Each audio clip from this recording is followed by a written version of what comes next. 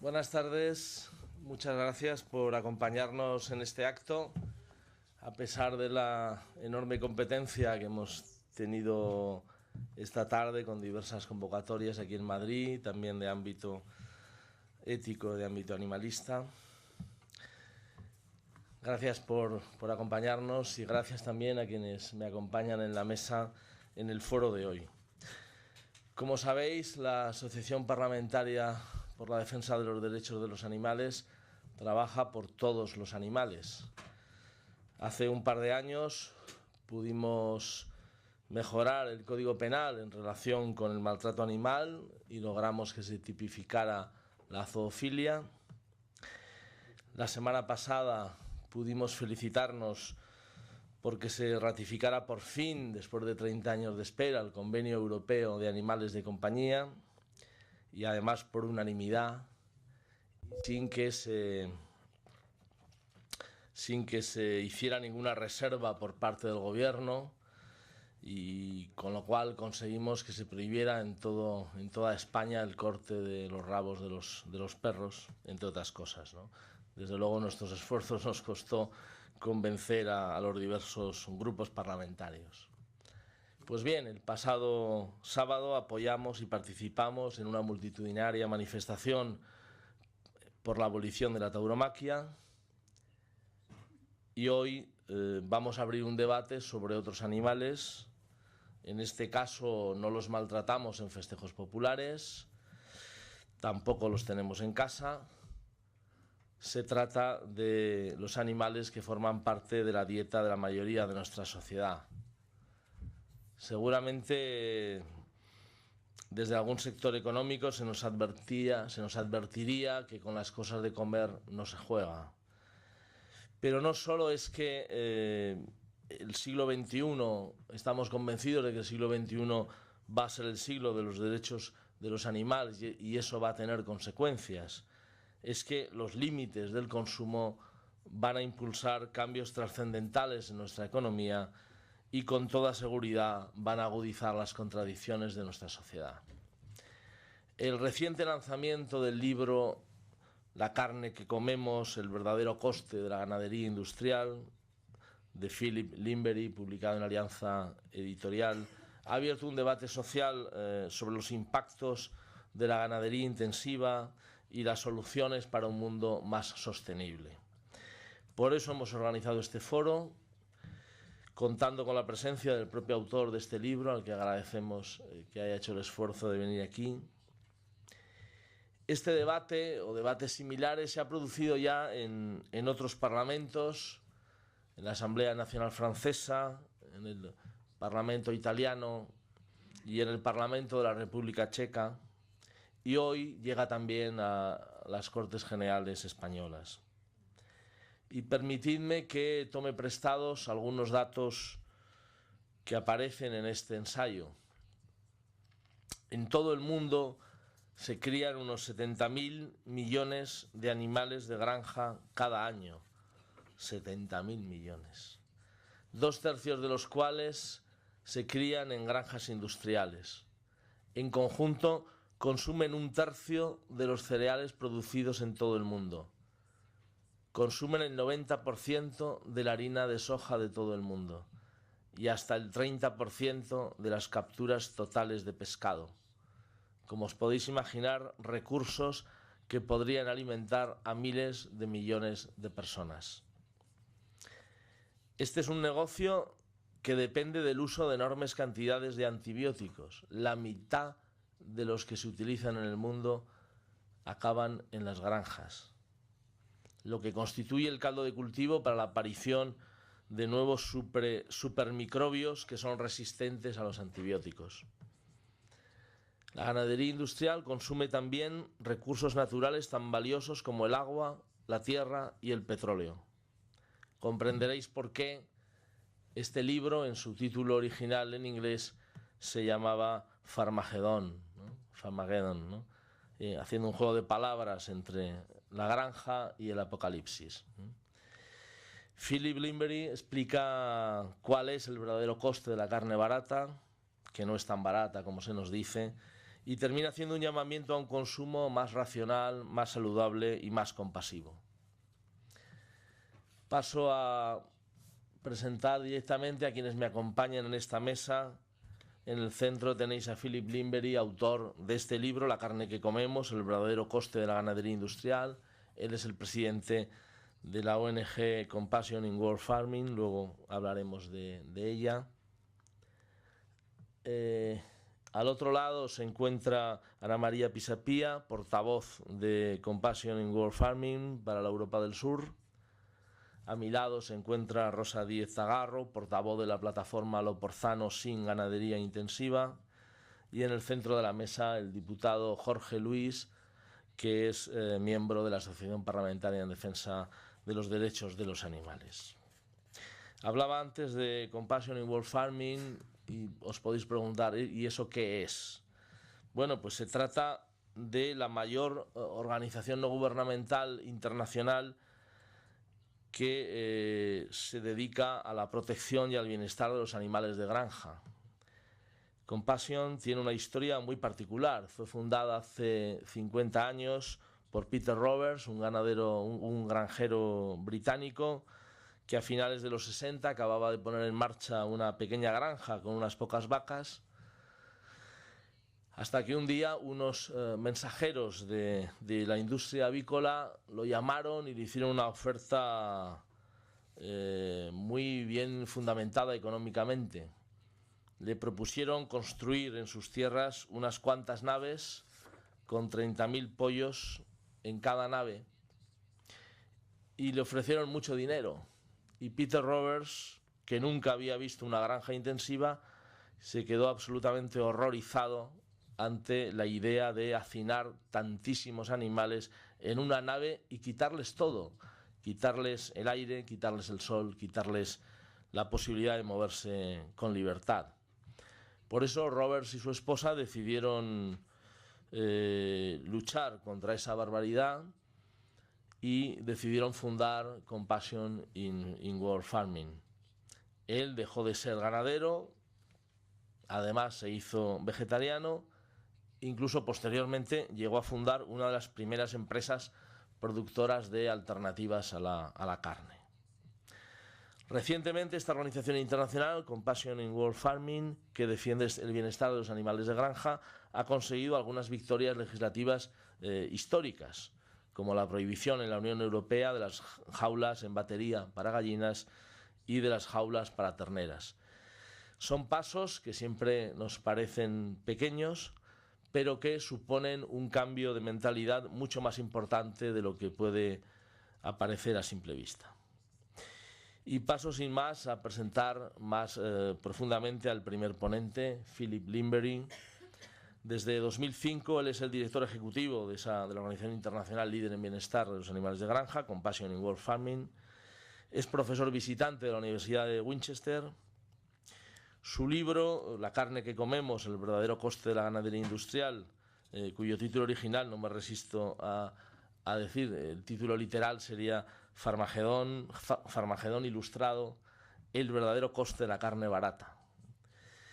Él escribió este libro junto con la periodista de Sunday Times, Isabel Oxshott, y fue elegido uno de los libros del año por el Times, y además ha sido considerado por Mail on Sunday como un punto de inflexión. Ha sido publicado en 6 idiomas, ha conseguido reconocimiento internacional y desde luego su autor se ha ganado la reputación de ser uno de los más feroces críticos de la ganadería industrial. Hace unas semanas pasó por España presentando este libro y dejando titulares que no me resisto a recordar porque son demoledores. Los animales de granja consumen más antibióticos que nosotros. Se puede alimentar a 16.000 millones de personas sin la ganadería industrial. La ganadería contamina más que todos los trenes, aviones y vehículos del mundo. Pues este es Philip Limbery, le paso la palabra y proyectamos un pequeño vídeo de entrada. Muchas gracias. Good evening to you. Buenas Tardes and thank you so y much. muchas gracias de verdad por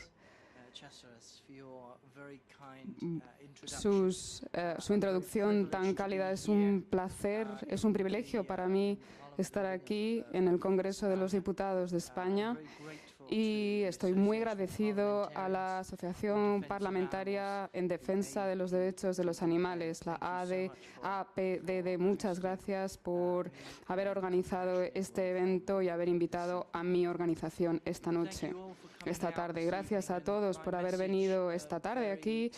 El mensaje que quiero transmitir es muy simple y es que tenemos un campo maravilloso en España y está bajo una terrible amenaza. Es algo de lo que yo me he dado cuenta cada vez más a medida que he viajado por el mundo para intentar entender algunos detalles más sobre los efectos de la agricultura de estilo industrial.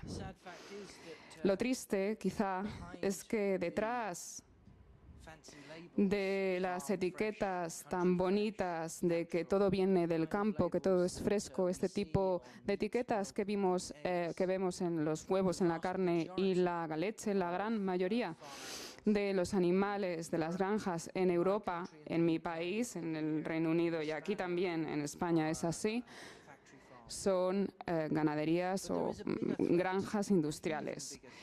Pero hay una amenaza que es incluso peor, que tiene que ver con la introducción de las megagranjas de Estados Unidos, este estilo de agricultura en la que vemos miles de vacas puestas juntas en una zona muy pequeña dentro de naves muy pequeñas que luchan por sobrevivir en este tipo de megagranjas, o megalecherías. Rosa, que está aquí, sabe perfectamente de lo que estoy hablando. Cuando comencé mi viaje, que fue un viaje de 3 años, lo que me costó escribir este libro que se ha traducido con este título, El verdadero coste de la ganadería industrial. Cuando comencé este viaje, cuando comencé a escribir, quería llevarme conmigo a una periodista nacional, que es Isabella Oakeshott, que era editora del Sunday Times en aquel momento. Me la llevé en primer lugar conmigo a Estados Unidos para ver el tipo de agricultura que alguien no había visto o que no estaba habituado, como en el Reino Unido, como en España. Y fuimos al Central Valley, en esta región en California, donde mucha parte de la producción de leche sobre todo viene de allí. Estuvimos entre monocultivos, como digo, monocultivos que se extendían más allá casi de nuestra vista, a nuestra derecha, a nuestra izquierda y enfrente de nosotros vastos campos de monocultivos. Yo le dije a Isabela cuando vimos aquellos monocultivos, párate y intenta escuchar un momento lo que hay aquí. ¿Y sabéis lo que escuchamos? Nada. Ni un canto de pájaro, ni una abeja, todo se había ido. Lo que sí que escuchamos después de un largo rato es la hélice de un helicóptero en la distancia, un helicóptero que estaba expandiendo pesticidas, lo que era una parte del asalto químico de todos estos pastos. Es una de las razones por las que las abejas se habían marchado de allí. Por eso California está albergando una de la migración o de los eventos de migración más masivos del planeta, que no es natural para nada, que es obra del hombre, porque cada año 40.000 millones de abejas vienen al estado de California, no por sus propios medios, con sus alas, no vuelan, sino en camiones, miles de camiones, y se las pone en colmenas artificiales entre los cultivos para realizar lo que la propia naturaleza ya no puede hacer. Y después de 6 semanas, estas colmenas se vuelven a poner en camiones y las llevan al siguiente ecosistema creado por el hombre. Le dije a Isabela, vamos a observar todo esto, a observar este paisaje desde el aire. Y nos metimos en un pequeño avión, diminuto avión, parece que teníamos las alas justo detrás de nuestra espalda, era muy pequeño, y nos miramos hacia abajo y veíamos como un paisaje de bloques de monocultivos masivos, pero todo el tiempo lo que veíamos era como una cicatriz viciosa, siempre lo mismo, una herida que no se podía curar en el paisaje. Cada una de estas cicatrices era una mega lechería con miles de vacas metidas en compartimentos estancos, confinadas, no estaban al aire libre en pastos. Y le dije a Isabel, bueno, aquí lo que tenemos es una visión de lo que algunos piensan que es el futuro de la agricultura en Europa, en España, en el Reino Unido. Isabel se giró hacia mí y me dijo, Philip, esto no parece para nada una visión de futuro. Lo que parece esto es Farmagedón, que es un juego de palabras entre Pharma y Armagedón. Me di cuenta en ese momento lo importante y serio que era este problema para el medio ambiente en el momento de estar allí, pero hubo otra parte del viaje en Argentina en la que me di cuenta realmente que estas granjas, esta agricultura industrial también está haciendo daño a los seres humanos, a las personas. La justificación mayor de la ganadería industrial es poner a los pollos en jaulas o a los cerdos en compartimentos estancos o a las vacas en las lecherías. Sea lo que sea, la justificación final es que necesitamos la agricultura industrial para alimentar al mundo. La necesitamos para alimentar al mundo. Lo que me di cuenta realmente en Argentina en ese momento es que no la necesitamos, no es así, esto no es una verdad. De hecho, la ganadería industrial está haciendo que sea todavía más difícil alimentar al mundo, porque lo que hace es crear una competencia entre las personas y los animales a la hora de conseguir comida. Cuando yo me encontré o estuve en Argentina, Isabela y yo en un momento dado nos sentamos debajo o intentando ver una puesta de sol y vimos estos gauchos, estos cowboys de América del Sur con los lazos sobre sus cabezas para coger a las vacas. Los lazos se lanzaban y conseguían un ternero o una vaca con una nube de polvo a su alrededor. Nos quedamos parados viendo esto desde la distancia, que parecía una especie de danza del sol, y esta danza del sol que quizá se había realizado en estas praderas de las Pampas tantas veces en el corazón de la tierra de Argentina durante décadas, si no siglos. Simplemente la diferencia es que lo que estábamos viendo no era una danza del sol como las otras. Lo que estábamos observando en ese momento era cowboys cogiendo terneros en unas granjas industriales, en espacios confinados, en naves. Es una parodia cruel de la naturaleza.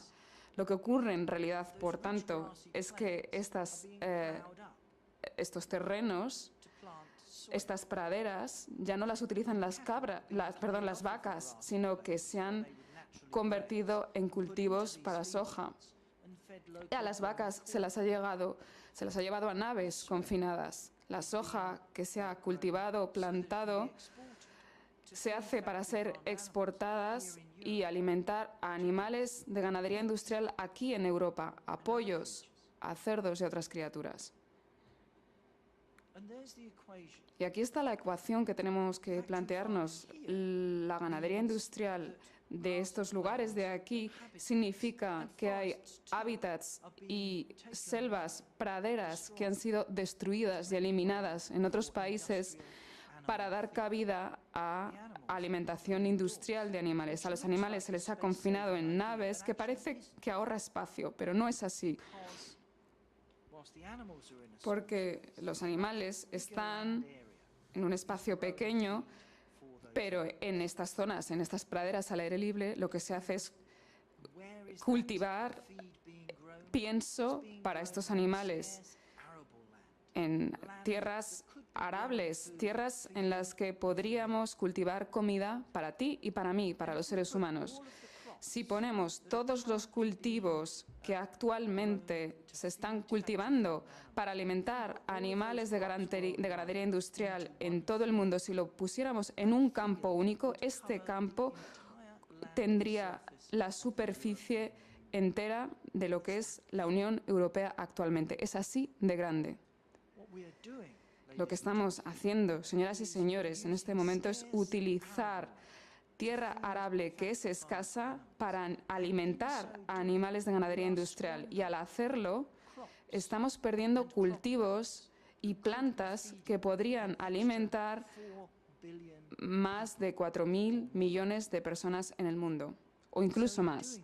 Por eso, al hacerlo, la agricultura industrial hace que sea difícil alimentar a los seres humanos.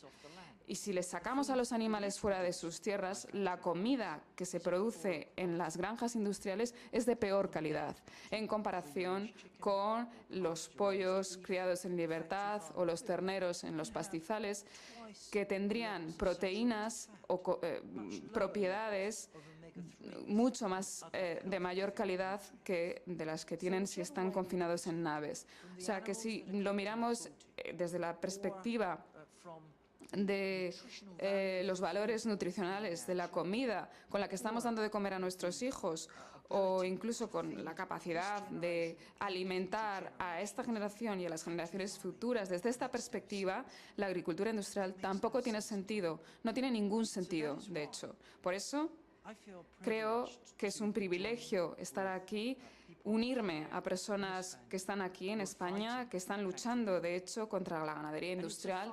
Y es una lucha que tiene que ver con la defensa también del bienestar de los animales en las granjas. Y también, como muestra mi libro, también tiene que ver con la defensa de la vida salvaje, del campo, de la defensa de también el legado del mundo que vamos a dejar a nuestros hijos, porque la agricultura industrial es un problema crucial y central de nuestro sistema alimentario.